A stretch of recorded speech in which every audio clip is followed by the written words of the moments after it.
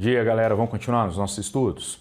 Agora vamos conversar a respeito de poderes administrativos e logo em seguida sobre atos administrativos. Olha só, o que eu quero que vocês guardem de poderes? Os poderes administrativos vão ser sempre estudados sobre a concepção de poder-dever da administração pública. Qual a razão disso? Se a gente se atém ao termo poder, nós pensamos então que é uma faculdade da administração pública. Se é uma faculdade, ela pode escolher se vai ou não exercer aquele poder. Se vai ser daquele jeito ou se vai ser de outro. Quando que ela vai fazer ou se ela não vai fazer. Não é bem assim não. O poder administrativo, ele traz também a obrigação para a administração pública de agir daquele jeito e naquelas situações. Considerando isso, gente, nós então temos alguns poderes a serem estudados. E o primeiro deles, que eu gostaria que vocês já prestassem muita atenção, é o tal do poder vinculado. Toda vez que vocês se depararem com o estudo de poder vinculado, vocês vão associar e vão lembrar do termo também poder discricionário. Os dois se contrapõem. Mas vamos lá. O que é o vinculado? Primeiro que está aí no quadro para vocês. É o poder regrado quando a lei atribui determinada competência definindo todos os aspectos da conduta a ser adotada, sem atribuir margem de liberdade para o agente público escolher a melhor forma de agir. Então, o poder vinculado vai ser exercido, ele vai existir quando a lei trouxer para a administração pública ou para o seu representante, agente público, já toda a receitinha, toda a prescrição de como, quando vai ser feita determinada atitude. Ela não vai deixar liberdade nenhuma para a administração e para o agente público escolher algo. Já o discricionário traz liberdade para a administração pública ou para o agente. Olha o que está aí na tela. Na discricionariedade, o legislador atribui certa competência à administração pública, reservando uma margem de liberdade para o agente público, diante da situação concreta, possa selecionar entre as opções pré-definidas qual a mais apropriada para defender o interesse público. No poder discricionário, a lei traz o caminho a ser seguido, traz a previsão do que a administração pública ou agente público tem que cumprir, só que deixa uma liberdade, uma certa possibilidade de escolha dentre variadas opções. Lembrem, sempre que se falar de poder vinculado, tem que lembrar do discricionário, ou sempre que se falar do discricionário, tem que lembrar do vinculado. Outros poderes. Poder hierárquico. O poder hierárquico, a grande característica dele é o chefe sobre os comandados. Então é um poder interno. Como assim um poder interno? Ele é exercido dentro da administração pública, ele é voltado para aqueles que fazem parte da administração pública. É um poder permanente, exercido pelos chefes das repartições, sobre aqueles que estão ao seu cuidado, sobre aqueles que estão subordinados a ele. Ele também é exercido entre os órgãos públicos diferentes da administração. Eu posso lidar, então, com um órgão central responsável por outros menorzinhos. Esse tem hierarquia sobre os outros, então ele tem o poder hierárquico sobre esses outros que comentamos. Poder disciplinar. O poder disciplinar lembra que ele vem, então, já daquela história de disciplina de criancinha, sabe? O filho de vocês foi para a aula, voltou no final de tarde e falou: "Ah, professor, me pôs na disciplina". É esse o poder disciplinar. É a possibilidade da administração pública aplicar sanção a todos aqueles que têm relação com ela. Então, os próprios agentes públicos, empregados, servidores, o que for, todos eles estão submetidos ao poder disciplinar? Estão. E aqueles agentes particulares em colaboração com a administração pública? Também. E aqueles que firmaram um contrato, na sua acepção mais genérica possível, com a administração pública, também estão submetidos ao poder disciplinar? Estão também. Poder regulamentar. O poder regulamentar é um específico para os chefes de poder executivo, para que esses possam, considerando a lei geral, considerando a lei maior, para que esses caras possam delimitar através de outros atos administrativos como que essa lei vai ser cumprida, como que ela vai ser observada. O que é importante desses três que conversamos até agora? Hierárquico é interno, disciplinar sanção, regulamentar, chefe de poder executivo para dar cumprimento à lei geral, tá bom? Por fim, o mais complicado deles todos e o que eu gostaria que vocês prestassem mais atenção, poder de polícia. Por que o poder de polícia? Primeiro, a gente sempre tem que ter uma cautela quanto ao nome que pode ser apresentado para fazer pegadinha. Mas eu gostaria que vocês lembrassem que antes mesmo de pensar na instituição policial, o poder de polícia dentro do direito administrativo traz a noção de administração em função dos seus grandes objetivos e finalidades, poder limitar a liberdade, limitar a propriedade de todos aqueles a quem ela administra. Olha aí o que o professor Celso Antônio Bandeira nos fala. A atividade da administração pública expressa em atos normativos ou concretos de condicionar, com fundamento em sua supremacia geral e na forma da lei, a liberdade e propriedade dos indivíduos, mediante ação ora fiscalizadora, ora preventiva, ora repressiva, impondo coercitivamente aos particulares um dever de abstenção a fim de conformar-lhes os comportamentos aos interesses sociais consagrados no sistema normativo. O que isso traz então para a gente? O poder de polícia pode ser exercido pela administração pública de variadas maneiras. Pode vir através de ato normativo, um regulamento, um decreto, ou pode vir através de um ato concreto. Como assim um ato concreto? Imagina um semáforo, um sinal de trânsito. Aquilo ali é algum ato regulamentar? Não. Mas aquele semáforo não limita a liberdade da população? Limita. Por que limita? Para poder dar a ordem ao trânsito e garantir maior segurança de todos aqueles que transitam. Pronto, aquilo ali é uma manifestação do poder de polícia.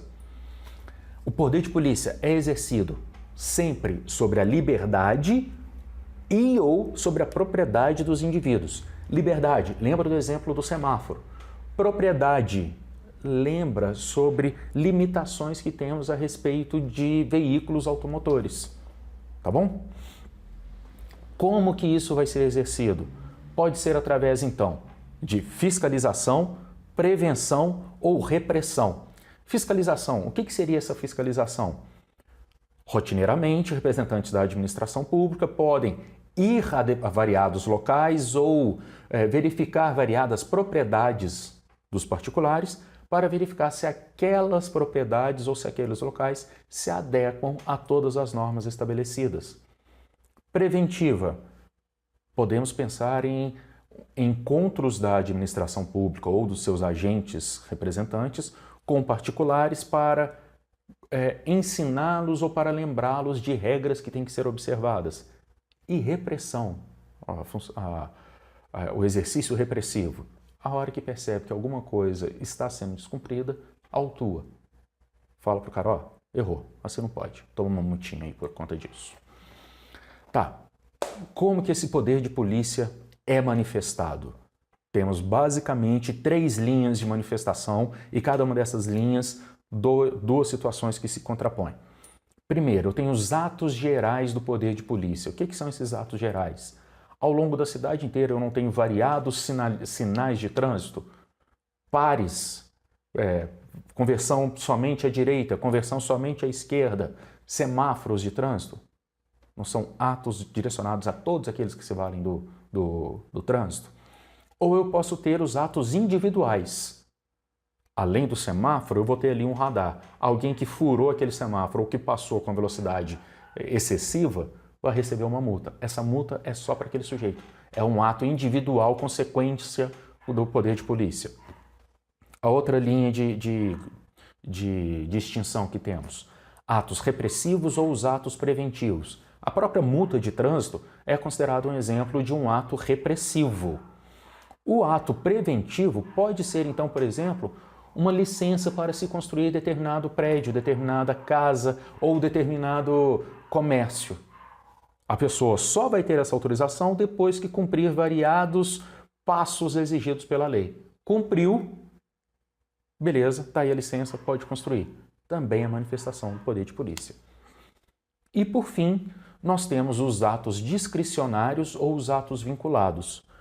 Qual que é a observação conceitual que vocês vão fazer aqui e vão tomar cuidado?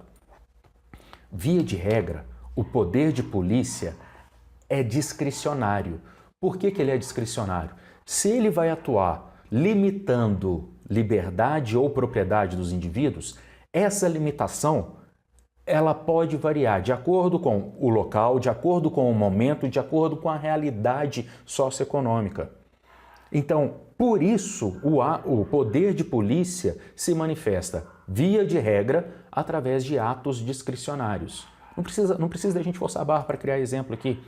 Pensa nessa história recente e recorrente de barragens de detritos de mineração que estão para se romper. Todos aqueles que estão no rumo dessa barragem que vai ser rompida, eles podem ser comunicados vão ser retirados forçosamente daquele lugar? Pode. Não é um ato preventivo sobre a liberdade ou sobre a propriedade desses caras, mas é um ato discricionário, porque imagine então que um primo de vocês é retirado desse local e vocês que moram numa casa exatamente do mesmo jeito, mas em um local onde se a barragem estourar, os detritos não vão passar por vocês, vocês não vão ser retirados. Não tem a discricionariedade da administração pública de fazer essa distinção? Como exceção, o poder de polícia será exercido como um ato vinculado. Lembra, poder de polícia como ato vinculado é exceção. São raras as situações, tá bom? Por fim, gente, o que mais que vocês vão tomar cuidado na caracterização do poder de polícia? O poder de polícia tem 4 ciclos de realização. Quais que são esses 4 ciclos? Eles estão aí na tela. A ordem de polícia, que geralmente vai trazer ou uma proibição, não ande acima de 60 km por hora, ou uma obrigação, todo mundo que for transitar com veículo automotivo tem que estar com o CRLV e com o IPVA em dia. O outro ciclo diz respeito ao consentimento de polícia. Consentimento de polícia, de novo, no aspecto administrativo. Consentimento dessa liberdade, desse poder e dever da administração pública de a propriedade e ou a liberdade daquele indivíduo, daquele administrado, ser conduzida daquela maneira. Então eu vou ter licença para construir determinadas casas, autorização para exercer determinados ofícios. Fiscalização de polícia no momento posterior, depois que as atitudes já estão implementadas, sendo realizadas pelos particulares, pelos administrados, através do poder de polícia eu fiscalizo se elas estão adequadas. Um grande exemplo é a vigilância sanitária, tá bom? E o último ciclo, a sanção de polícia. O que é a sanção de polícia? Ao verificar que determinada atitude, determinado ato dos meus particulares não respeitam a legislação, as normativas ou os regramentos impostos pela administração pública, esse sujeito acaba então tendo a aplicação de uma multa como consequência. Tá, considerando esses 4 ciclos aí, o que salta aos olhos para vocês? A ordem de polícia e a sanção de polícia serão vinculados. O consentimento e a fiscalização poderão ser discricionários. Tudo bem? E aí chegamos no que é a grande preocupação e que eu quero que vocês levem isso bem claro para a prova. Abuso de poder. Abuso de poder é o nome genérico, é gênero. O que significa o abuso de poder? Qualquer um desses poderes administrativos que estudamos agora, quando for exercido de maneira abusiva, ela caracteriza uma conduta ilegal por parte da administração pública e do agente público. Esse abuso de poder, esse gênero, pode vir materializado, pode vir de 2 espécies. Primeira delas, excesso de poder. A atuação desse agente público extrapola, vai além do que é necessário. O que está escrito aí no quadro para vocês? A atuação do agente público extrapola a competência delimitada na lei. Já o desvio de poder ou desvio de finalidade, de acordo com alguns doutrinadores, é quando esse agente público atua pretendendo alcançar uma finalidade diversa daquela para o qual o ato serviria. Então vamos para exemplos. Um policial que usa de força desproporcional para impedir uma manifestação pública é excesso de poder. Esse policial tinha que impedir a manifestação pública? Dependendo da situação, tinha. Ele recebeu ordem para isso? Recebeu. Ele conter a manifestação é ato ilícito, ilegal? Não, não é. Só que se ele exagera na porradaria que ele vai conduzir ali, aí pode ser a hipótese de excesso de poder. Já o desvio de poder. O desvio é alguém que pode emitir determinada lei, no seu sentido mais genérico possível, emite uma lei para beneficiar um parente ou para prejudicar o inimigo. Isso é objetivo de regramento na nossa administração pública? Não, não é. Então aqui houve um desvio da finalidade do ato, desvio de poder. Tudo bem? Guardem isso para a prova. Abuso de poder, gênero, espécie. Excesso de poder, desvio de poder. O excesso, algo além do que deveria ser feito, desvio de poder. Eu uso de um ato para conseguir uma consequência completamente não autorizada. E esse estudo sobre poderes administrativos já foi cobrado na nossa prova em 2015. Como que veio o comando? Simplesinho, curtinho aí, ó. Cite e conceitue os poderes administrativos. O que foi valorizado como resposta pela banca em 2015? O poder discricionário e o poder vinculado, o poder hierárquico, o poder disciplinar, o poder normativo ou regulamentar e o poder de polícia. Tranquilo até aqui, galera? Vamos passar para atos administrativos, então? Vamos lá. O que tem de importante, o que tem de mais cuidadoso, cauteloso em atos administrativos? No estudo de atos administrativos, vocês vão precisar sempre identificar que tem uma declaração da administração pública dentro de uma delimitação legal. Olha o que o professor Celso Antônio Bandeira nos fala. Declaração do Estado ou de quem lhe faça às vezes, no exercício de prerrogativas públicas, manifestada mediante providências jurídicas complementares da lei, a título de lhe dar cumprimento e sujeitas a controle de legitimidade por órgãos jurisdicionais. Tá bom. Aqui tem variados elementos que eu gostaria que vocês prestassem atenção. Vamos lá. Declaração do Estado ou de quem lhe faça às vezes. A administração pública ou seus representantes irão fazer esses atos administrativos. Quando que eles vão fazer? O tempo todo? Não, enquanto eles estiverem exercendo o munus público. Lembra então, a administração pública pode ser representada por agentes políticos? Pode, um prefeito. Esse prefeito vai realizar ato administrativo? Vai. O tempo todo? Não. Esse cara está no final de semana no sítio dele pescando. Ele pescar é um ato administrativo? Não, ele não está exercendo prerrogativa pública nenhuma ali. Tá. O que mais? Manifestada mediante providências jurídicas complementares da lei a título de lhe dar cumprimento. O ato jurídico sempre está condicionado a uma autorização legal prévia. O ato jurídico, o ato administrativo, das suas variadas espécies, tem que observar o que a lei disse antes desse ato ser realizado. E, por fim, todos os atos administrativos estão sujeitos a controle. Pode ser o controle pela própria administração, por aquele que realizou o próprio ato administrativo, ou pode ser o controle por pessoa externa também. Beleza. O que mais disso tudo que a gente tem que tomar cuidado? Outros 3 conceitozinhos relacionados. Primeiro deles, fato administrativo. O fato administrativo é diferente do ato, não só por conta da letra F, tá, galera? Mas pelo seguinte, o fato é um acontecimento natural que traz consequência para o direito administrativo. Então, o fato administrativo não é consequência da vontade da administração pública ou de lei anterior. Exemplo que a gente vai trazer, que todos os livros vão comentar, a morte de um servidor público. É consequência da natureza essa morte? Morte morrida ou morte matada, tanto faz, tá? É consequência. Vai trazer consequência para o direito administrativo?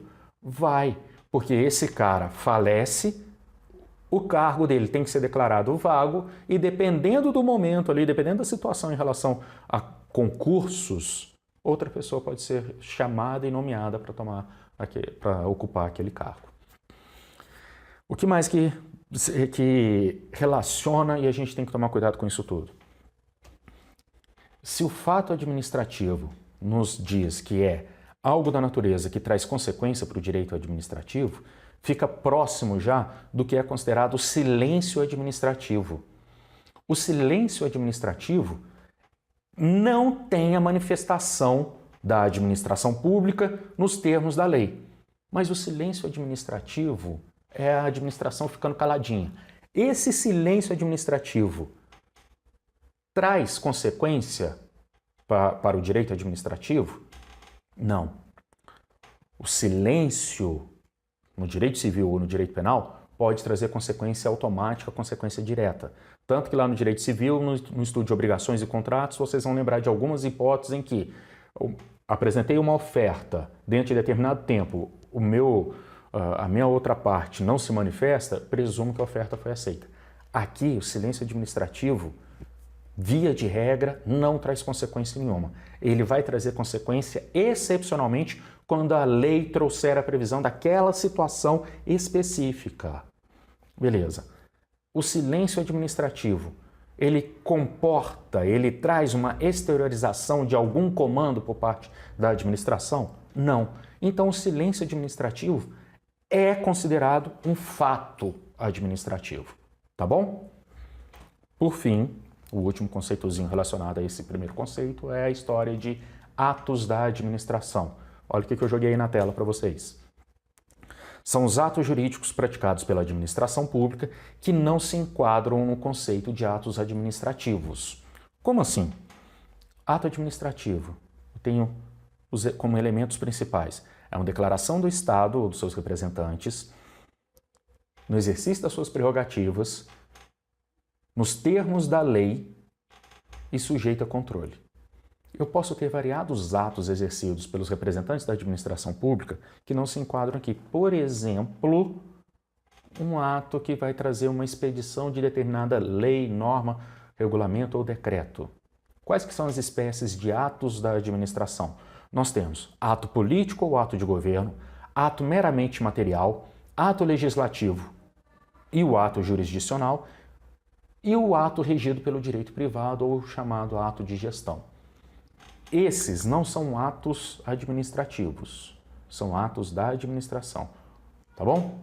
Vamos prosseguir? Outro ponto importante, então, nesse estudo de atos administrativos é a caracterização dos requisitos desses atos administrativos. Os requisitos podem ser chamados também de elementos dos atos administrativos. Nós estudamos 5 requisitos ou elementos, tá bom? Primeiro deles, competência, ou apontado por alguns estudiosos como sujeito do ato administrativo. O que é o ponto principal disso aqui? É a atribuição normativa de legitimidade para a prática do ato. Então, os atos administrativos vão ter apontados previamente a sua consecução a quem incumbe realizá-los. Então, imaginemos uma aplicação de sanção disciplinar para determinado servidor. Qualquer um pode aplicar essa sanção? Não. A lei já traz quem que são os responsáveis por aplicar as sanções, tá bom? Esse requisito de competência ou sujeito é um requisito considerado como vinculado. Não comporta adaptação, não comporta liberdade nenhuma na sua análise ou na sua materialização. O outro requisito ou outro elemento é o objeto do ato administrativo. E o que é o objeto? É o conteúdo, é a ordem determinada pelo ato administrativo, é o resultado que esse ato administrativo persegue. Se eu estou perseguindo o resultado, ou se eu estou me falando de conteúdo do ato administrativo, então a gente consegue perceber que esse resultado pode ser variado. Eu posso desejar variados resultados com o mesmo ato administrativo. Daí porque se falar então que o objeto do ato administrativo é um requisito considerado como discricionário, tá bom? O outro, forma dos atos administrativos. Faz referência à maneira como esse ato vai ser exteriorizado e quais os procedimentos anteriores para que esse ato possa ser expedido. Se eu estou falando de uma cadeia de ações delimitadas por lei para materializar determinado objetivo, determinada finalidade pública, então essa forma do ato administrativo também vai ser considerado como requisito vinculado. Penúltimo, motivo do ato administrativo. O motivo do ato administrativo diz respeito à situação de fato e ao fundamento jurídico que autoriza a prática do ato. Aqui eu quero que vocês tomem cuidado, hein? Motivo do ato administrativo, ele pressupõe sempre dois elementos. Um elemento de fato e um elemento legal. Então eu tenho que reconhecer algo que aconteceu no mundo concreto e a lei que autoriza isso, autoriza esse reconhecimento para poder ter o motivo do ato administrativo. De novo, aqui nós temos, tal qual o objeto, também um requisito considerado como discricionário. E por fim, finalidade do ato administrativo. É o objetivo perseguido pelo interesse público com esse ato. Se é interesse público e se é o objetivo desse interesse, esse objetivo não comporta adequação, não comporta liberdade nenhuma. Daí ser considerado também como um requisito vinculado. O que mais que o edital nos pede para considerar e para estudar, gente? O edital nos pede para irmos para essa prova sabendo distinguir os conceitos de perfeição, validade e eficácia. São três conceitos que se relacionam, mas diferentes entre si e que permitem quatro combinações distintas. Vamos lá. O que é o plano da existência ou o plano da perfeição? É quando toda a cadeia de elaboração dos atos, de estruturação dos atos, foi cumprida. Vamos para exemplo, eu preciso publicar determinada lei. Para essa lei ser publicada, eu não tenho todo o procedimento legislativo a ser observado? Esse procedimento foi observado? É o plano de existência. Tá? Plano de validade. O plano de validade vai analisar se esse ato, que já foi realizado, se esse ato é ou não compatível com a ordem jurídica em que está inserido. E a eficácia é se esse ato pode ou não produzir efeitos no universo, se ele pode trazer efeitos concretos para todos os administrados, para todos os envolvidos. Considerando então esses três planos, nós temos as seguintes combinações. Eu posso ter um ato administrativo perfeito, ele concluiu o seu ciclo de formação. Válido, ele tem todos os seus elementos e é compatível com a lei. E ele é eficaz, ele pode produzir os efeitos típicos. Isso é o ideal, é o ato que seja perfeito, válido e eficaz. Mas eu posso ter o ato perfeito, que concluiu o seu ciclo de formação, inválido, porque ele viola o ordenamento jurídico, só que ele traz efeitos. Então eu posso ter o ato perfeito, eficaz, mas inválido.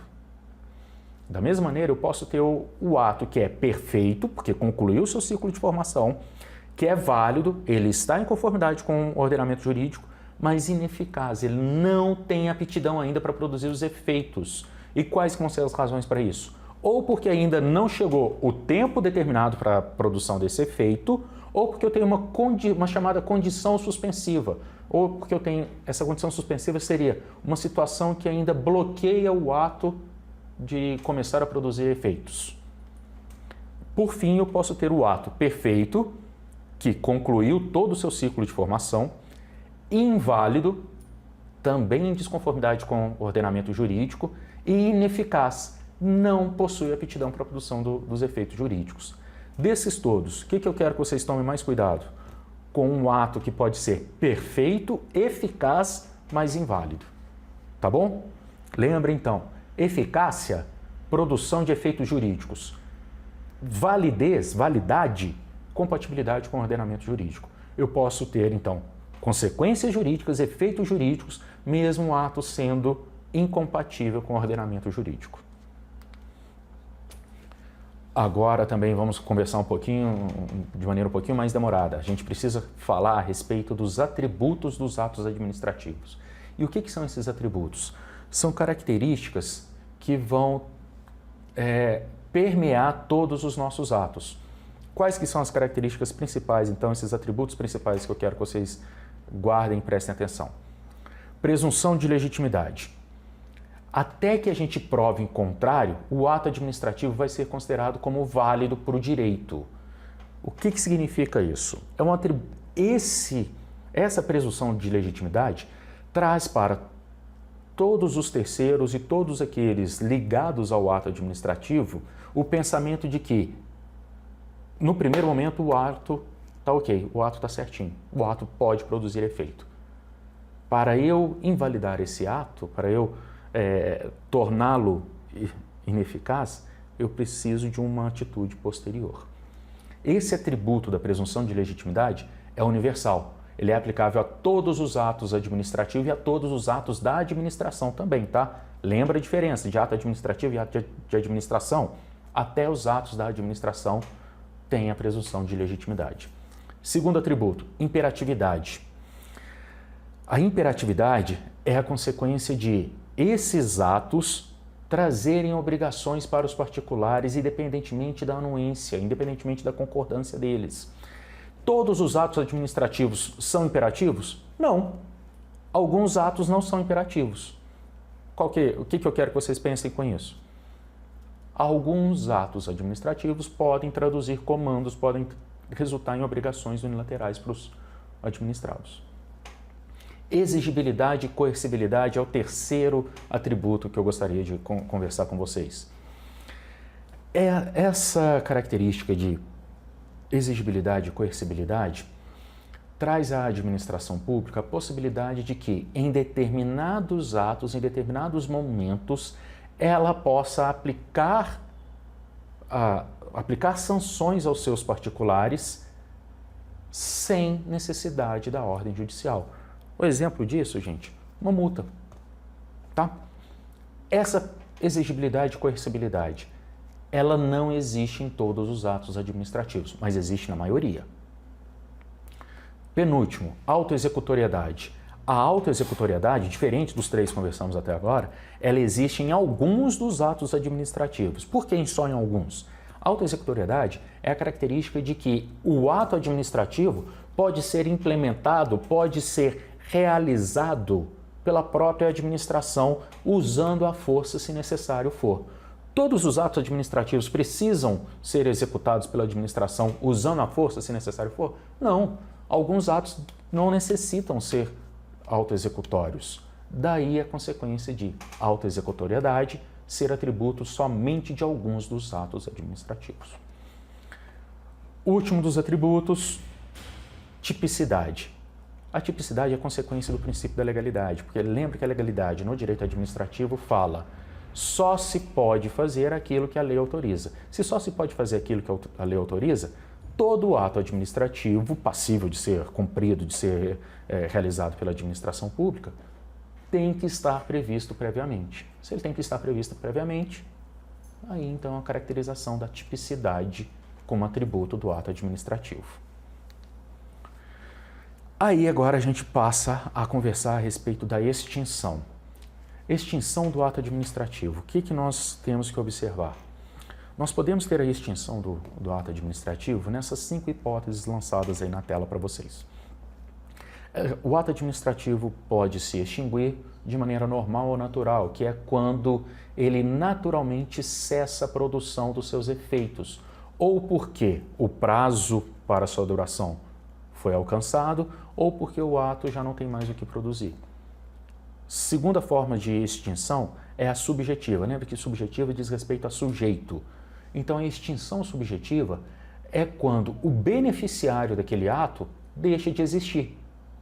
Deixa de existir, literalmente, vem a morrer, ou ele deixa de existir enquanto beneficiário, tá bom? A outra forma de extinção, objetiva. Objetiva coisa, objetiva material. Então, o objeto da relação daquele ato administrativo deixa de existir. Daí, então, o ato administrativo também vem a ser extinto. Penúltima das maneiras de se extinguir um ato administrativo, por manifestação do particular. O particular diz para a administração pública, não quero mais esse ato, não quero participar desse ato. Daí nós temos as outras espécies consequências dessa, renúncia ou recusa. A recusa é antes de começar a fazer efeito. A renúncia é após a relação ser estabelecida, após o ato administrativo estar implementado, o particular vem e cessa. Não quero mais.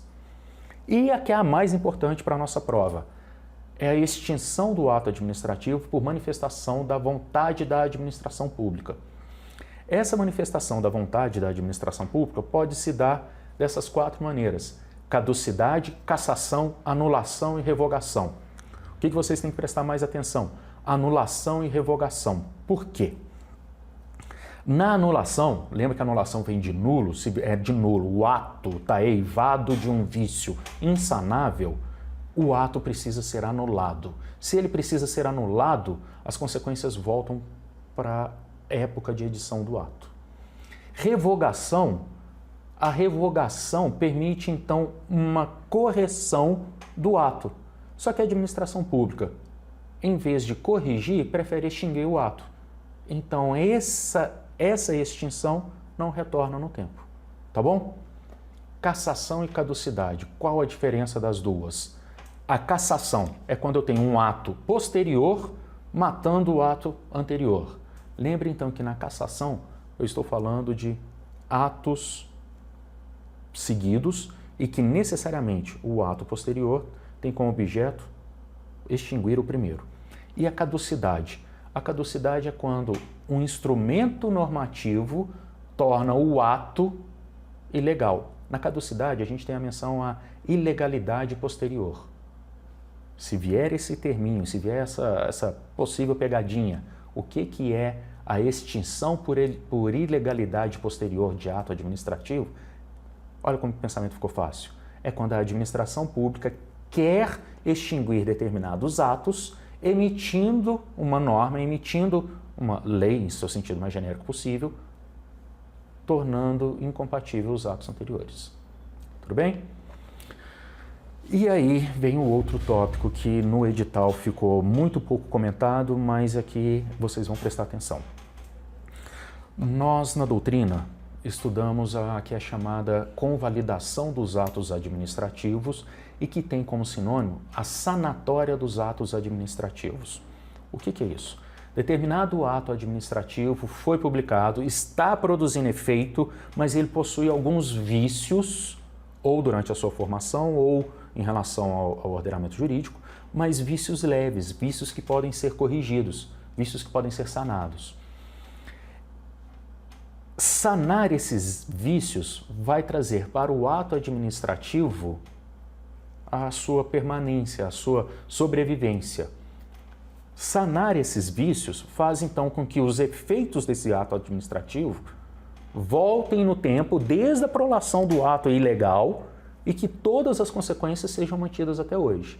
Essa convalidação do ato administrativo, ou a sanatória do ato administrativo, pode ser executada de 2 maneiras diferentes, 2 espécies. Estão aí na tela para você. Primeira, convalidação voluntária. É quando a administração pública quer sanar o ato administrativo anterior. Essa convalidação voluntária pode vir através da ratificação, da reforma e da conversão. A ratificação é quando ela fala que esse ato tem que ser considerado, esse ato está sendo refeito. A reforma, ela altera alguma coisinha nele para ele continuar tendo a validade. A conversão, ela altera a maneira de expressão no mundo material desse ato administrativo, tá bom? A outra espécie de convalidação ou sanatória dos atos administrativos é a convalidação involuntária. É quando passa-se o tempo, a administração não se manifesta e aí todos os atos trazem efeitos e aí eles são considerados, então, esse ato administrativo é considerado, então, como válido. Quando se falar em convalidação involuntária ou sanatória involuntária dos atos administrativos, vocês vão lembrar, então, de decadência administrativa. Por que a decadência administrativa? Lembra o seguinte: ato administrativo traz consequência para o mundo exterior. Ato administrativo traz consequência para os administrados, para os particulares, para os terceiros. E essas consequências podem se manifestar em direitos para os particulares. Esses direitos, após determinado tempo, não podem mais ser prejudicados. Daí a gente fala, então, em decadência administrativa. Para continuar nesse estudo, gente, vamos analisar agora 3 quadrinhos a respeito da classificação dos atos administrativos. Primeira classificação feita pela doutrina é a respeito do critério de formação dos atos administrativos. Esses atos podem ser formados através de atos simples, complexos ou compostos. Ato simples é quando eu tenho uma só pessoa jurídica responsável pela emanação desse ato. Ato complexo é quando eu tenho uma pessoa jurídica que depende de uma outra ainda para o ato ter validade. Qual que é a diferença para o ato composto? No ato composto eu também tenho mais de uma pessoa jurídica da administração pública realizando o ato. Só que no ato complexo eu posso ter manifestações contrárias, eu posso ter interesses diversos da administração pública. No ato composto, os dois vão agir em conjunto para aquele ato ter validade. Tá bom? O outro critério exposto para a gente é a respeito dos destinatários. Eu posso ter os atos individuais ou os atos gerais. Os atos individuais são considerados os atos concretos. Eles são direcionados para uma pessoa em específico, uma pessoa física ou jurídica em específico. Os atos gerais são aqueles realizados e que visam a atingir um sem número de pessoas ou uma parcela identificada da população, da sociedade. Quais que são esses? São os atos normativos. Outro critério de se classificar os atos administrativos é a respeito dos efeitos. Então eu tenho os atos constitutivos, os atos declaratórios e os atos enunciativos. Atos constitutivos serão aqueles que criam direitos, criam obrigações para os particulares, para os terceiros, para os administrados. Atos declaratórios são aqueles que reconhecem situações pré-existentes e sobre essas situações pré-existentes podem mencionar tratativas novas. Os atos enunciativos, eles vão trazer opiniões ou manifestações da administração pública que não alteram relações jurídicas já previamente estabelecidas. Outro critério é a imperatividade dos atos administrativos. Aqui a doutrina fala em atos de império e atos de gestão. Atos de império, vocês vão sempre pensar que existe uma hierarquia entre a administração e aqueles que são afetados pelos atos administrativos. Ato de gestão, vocês vão pensar que a administração está olhando para ela mesma. Ela está realizando algum ato que tem como objeto a manutenção da sua atividade, tá bom? Mais 4 critérios aí de distinção da classificação dos atos administrativos. O objeto. Ato regra, ato condição, ato subjetivo. Ato regra traz uma norminha.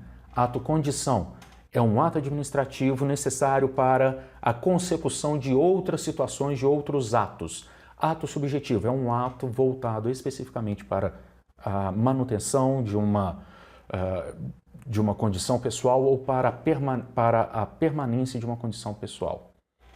Quanto à competência ou liberdade do agente, é aquela discussão que tivemos por diversas vezes já a respeito de vinculado e discricionário. Quando o ato estiver observando uma receitinha pré-estabelecida, completa em lei, é um ato vinculado, ou outro nome, um ato regrado. Quando esse ato traz para o seu consecutor uma pequena liberdade ou uma liberdade em mais de um ponto, aí nós temos o ato discricionário. Âmbito dos efeitos dos atos administrativos. Atos externos e atos internos. Externos trazem consequência para fora da administração pública, para terceiros, para administrados ou para a sociedade em geral. Atos internos são os atos, geralmente os de gestão, que trazem consequência para a própria administração pública. Quanto à repercussão sobre a esfera jurídica do particular, e aí são os atos externos, hein? Nós temos os atos ampliativos ou os atos restritivos. Ampliativos aumentam a liberdade e os direitos dos particulares. Os atos restritivos diminuem toda essa liberdade dele, diminuem esse rol de direitos ou aumentam o número de obrigações, tá bom? Mais 4 classificações. Primeiro, quanto à validade, que comentamos agora há pouco, temos os atos válidos ou os atos inválidos. Retratabilidade, os atos revogáveis e os atos irrevogáveis. Atos revogáveis são aqueles que podem ser corrigidos, retratáveis. Atos irrevogáveis, o vício que contém nele, o vício que tem nele ali, ou mesmo a sua natureza específica, não permite uma correção. Executoriedade dos atos administrativos. Eu tenho os autoexecutórios ou os não executórios ou não autoexecutórios. Lembra, a autoexecutoriedade é um atributo do ato administrativo, mas nem todo ato administrativo precisa dessa autoexecutoriedade. Daí essa distinção. Por fim, quanto à sua formação ou execuibilidade, nós temos os atos perfeitos, os atos imperfeitos, os atos pendentes e os atos consumados. Os atos perfeitos são aqueles que atenderam àquela distinção prévia de plano da perfeição, plano da existência, plano da validade, plano da eficácia.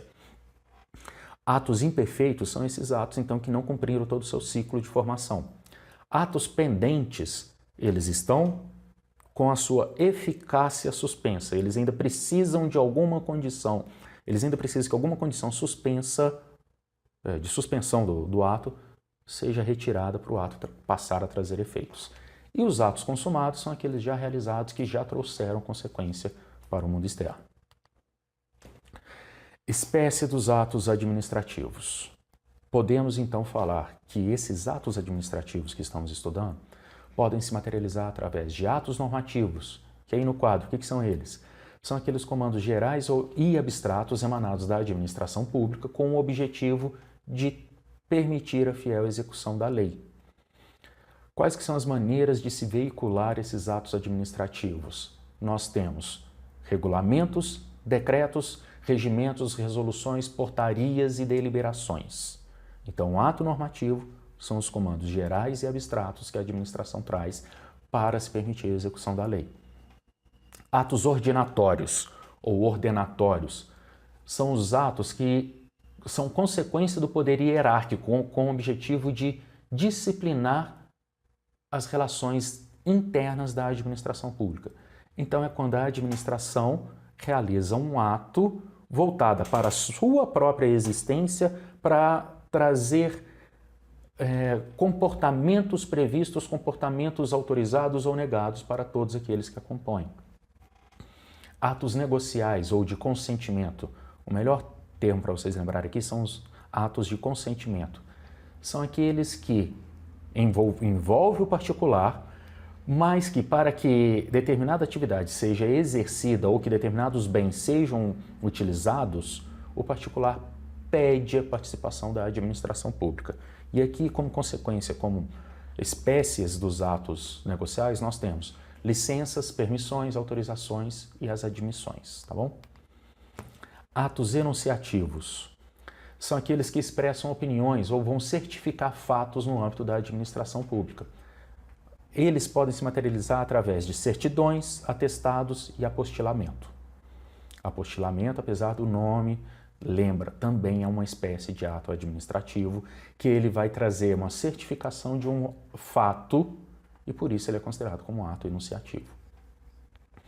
Ato administrativo de controle ou de verificação são aqueles que controlam a legalidade e o mérito de atos administrativos já realizados.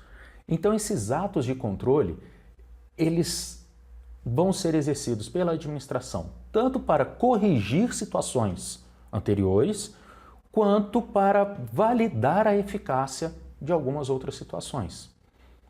Nós temos, então, como materialização dos atos administrativos de controle a aprovação, a homologação e o visto. E, por fim, eu tenho os atos punitivos ou sancionatórios. São aqueles que vão restringir direitos ou interesses dos administrados que estejam em desconformidade com a ordem jurídica. Lembre, então, punitivo ou sancionatório extrapola a ordem interna da administração pública. Vai, então, afetar terceiros. Se eu estou falando em um ato punitivo ou sancionatório, se eu estou falando, então, restrição de direito e de interesse de administrado, o que nós temos que lembrar? Ampla defesa e contraditório tem que ser observado ao longo da prolação desse ato. Então, o meu terceiro, que vai ser o sujeito desse ato, que vai ser o prejudicado por esse ato, tem que ter a oportunidade de contestá-lo e de apresentar todas as suas defesas. Agora, vamos voltar a falar e agora quero deixar um pouco mais clara essa história de ato administrativo vinculado e ato administrativo discricionário. A vinculação do ato administrativo ela é caracterizada quando o autor do ato não tem liberdade alguma, então ele tem que se limitar a ter o objeto da maneira que a lei já estabeleceu. Já a discricionariedade do ato administrativo vai existir quando esse nosso agente puder elaborar linhas sobre o conteúdo do seu ato, quando ele puder escolher maneiras de prolação, maneiras de atitude durante o ato, tá bom? Quando que esse estudo de ato administrativo foi cobrado na prova do CFO? Foi cobrado por 2 vezes, em 2013 e em 2016. Nas duas a pergunta era a mesma, expressada de maneira diferente. Primeiro, defina o conceito típico de ato administrativo e cite quais os seus elementos ou requisitos de validade. Em 2016, cite e conceitue os elementos do ato administrativo. O que foi avaliado como resposta disso aqui? O conceito, que nós deixamos logo no comecinho dessa aula aqui no quadro, e os 5 elementos ou 5 requisitos de validade do ato administrativo. Competência, ou sujeito, finalidade, forma, objeto e motivo. Tá bom, gente? Por aqui a gente encerra o ato administrativo, logo depois temos mais coisa para falar.